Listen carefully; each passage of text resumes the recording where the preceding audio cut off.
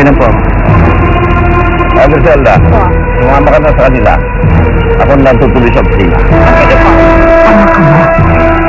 Hindi ba obvious? Oo. Mata. Alam ko, wala ka naman gusto sa kanya. Wala nga. Wala nga akong sakay sa kanya. Eh di kung wala, bakit mo kami pinarurusahan ng ganito? Palayain mo na ako. Ibalik mo na sa dating anyo niyo si Matya. Naubusang tanda ako sa sumpang yun. Bakit ko naman gagawin? Napapalayain kita. Ngayon naatas ako. Para ano? Para ulit maligaya kayong dalawa sa piling ng isa't isa.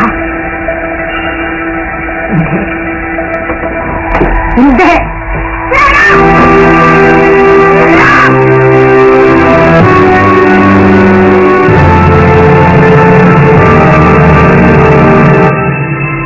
Start. Griselda. Kamusta na si Oren? Si Oren? Ah, si Oren o yung kunihong naging tao. Ay, ayos naman siya. Huwag kang mag-alala. Wala na siya nakausap eh. Hindi pwede ngayon masas eh. Hindi po pwede. Kailangan may pakausap siya sa akin ngayon. Gusto ko malaman kung ligtas ko talaga siya eh. Gusto makita ng dalawang mata ko. Eh kapag hindi ko kayo pumayag, hindi na ako magpapanggap. Ha? Baka sabihin ko pa niya kay Don Aguirre na yung lahat ng totoo na hindi ako talaga yung apo niya. Hindi ako talaga sila. Oh, teka. Nandito na ako sa opisina. Oh, sige, goodbye na ha. Tawagan na lang kita mamaya.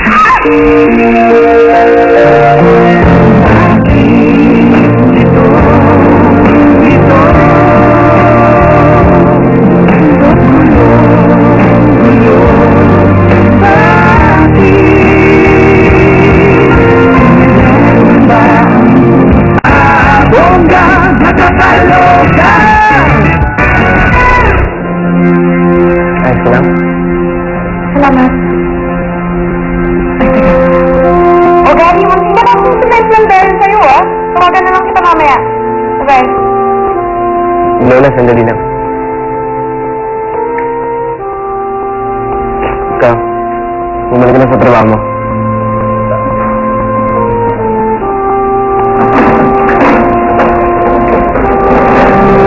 Lola. Alam ko kasi na hindi na magiging tayo. Tanggap ko na yun. Pilit ko tinatanggap. Pero hey, trabaho na tayo ulit. Wala kang magagawa kahit anong gawin mo. Magkikita at magkakausap tayo. Kaya hindi mo ako pwedeng habang buhay na lang naiwasan. Alam ko naman yun. Kaya kung pwede sana, pwede ba tayo maging magkaibigan? Tulad ni Gary. Sabi kasi nila, okay daw maging kaibigan eh. Ano ba yan? Yung meeting ba yan na sabi mo, payag ka? Ayos lang sa'yo?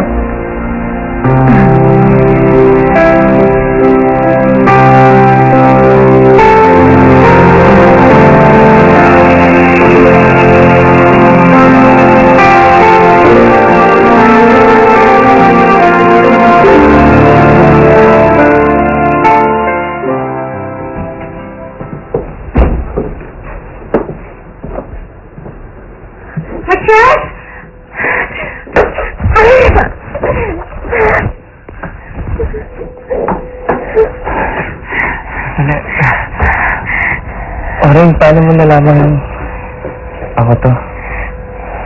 Kasi, kahit na nagbago ang anyo mo, kilala pa rin kita. Dahil ka sa mga mata mo. Yok! Konti na lang, Connie. Konti na lang. Matatalo na natin ang mga lubrigat. Tagal kong hinintay ng pagkakataon ito. Ma'am, are you okay? Masaya lang ako, Connie. Alam mo kung gaano ka-importante ito sa akin.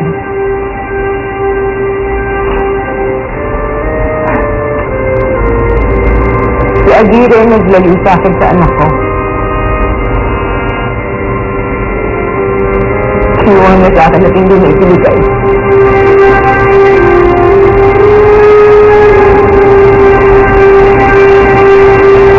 Kasi hindi ko man lang naranasan maging ina sa sarili kong anak.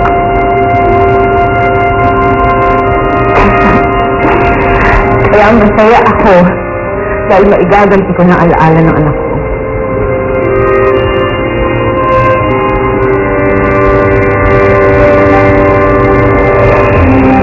Alam mo, Connie, kahit na may magsakop pa si Aguirre,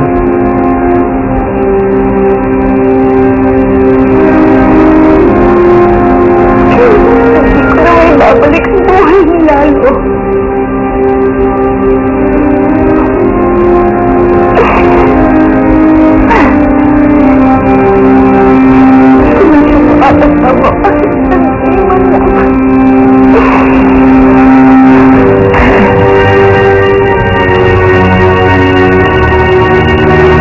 Awang-awa si Lola sa kanyang ina, pero wala siyang magawa. Gusto man niyang lumapit at sabihin buhay pa siya. Alam naman niyang hindi pwede.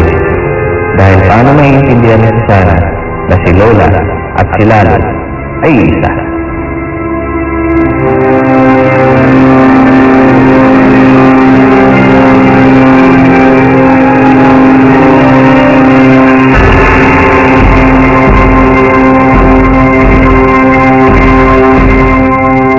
Lola, huwag mo masyadong isipin yan. Maayos ko yan lahat. Pakundo? Ito may kotse nyo. Dali! Hindi pang bonggang-bonggang yun.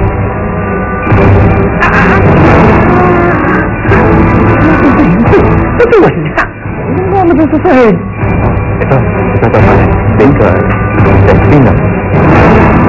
Alam kong mahirap paniwalaan ko. Pero kailangan mo naman yun. Buhay pa ang anak niya. Buhay pa. Hindi mo sumali mo yung totoo. Paano ko naman sasabihin kay Susana na ako ang anak niya? Anong sinasabi mo ikaw ang anak ko, Lola? La Lola! La Lola!